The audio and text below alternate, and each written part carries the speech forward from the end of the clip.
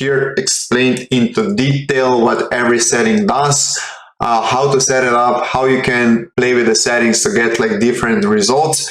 So it's really important that you guys read through all of this, because the more you know, the better your results are going to be.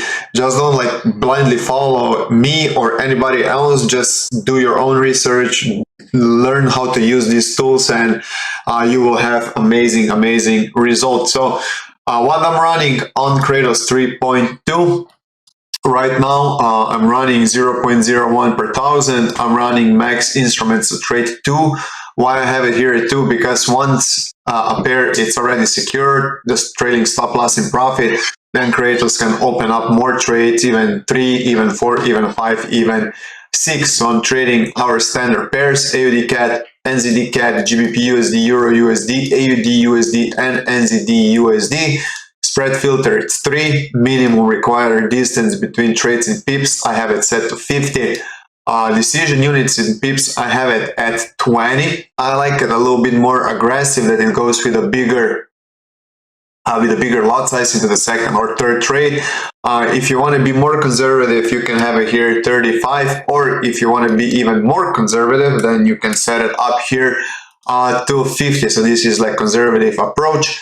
Cross directional allowed. What does that mean? Let's say right now I'm in AUD USD sales, sorry, not sales, but buys. So what does that mean? It cannot open GBP USD into a buy, it cannot open Euro USD in a buy, it cannot open NZD USD in a buy. But if there is a signal on Kraitos for NZD USD sell, or Euro USD sell, or GBP USD sell, then it can open. So what is going to happen? I will show you right now. We can open up GBP. We have right now, okay, AUD, we can put this away, this away, this away, and this away. Okay, so let's say now we have Euro USD, Euro USD in, and AUD USD, and as you can see, AUD USD,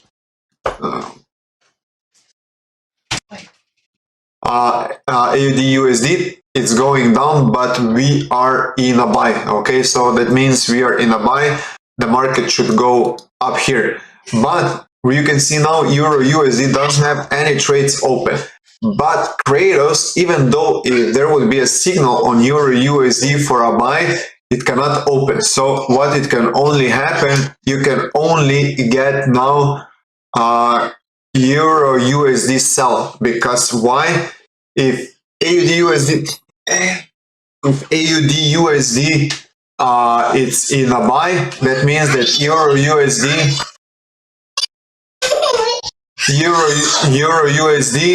can go into a sell. Okay, so and then if let's say now this one is going down and this one is going to be going down, so it's going to be Euro USD is going to be in plus and AUD USD is going to be in minus. But now if something changes and then suddenly Euro USD stops going up, then what's going to happen? Automatically also AUD USD is going to be going up. So AUD USD is going to be in plus, Euro USD is going to be in minus. So the drawdown is going to manage itself out. So this is why I have it set up.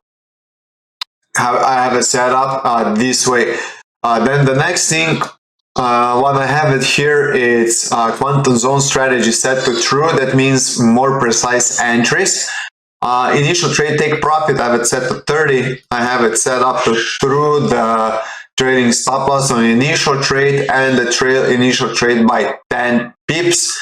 I also have the same configuration on managing trades. If you want to be more conservative for the managing trades and you're going to want to get out of the trades much faster, you can put it here to 5 and here you can put it to false, but I will keep it here at 30 and then I will have it set here to true. Take profit at pivot levels, I have it set at false, at the position also false. Relaxing after 4 trades, equity protector at 25, true. And I have here chill out after if it comes to 10% drawdown. I'm comfortable with that. If you want to have less, you can put 5. But what does that mean? If it comes to 10%, then it cannot open no new managing trades, no new initial trades, but it can only just manage the trades that are already open. And once it goes under 10%, then it can open up new trades. So this is the standard settings that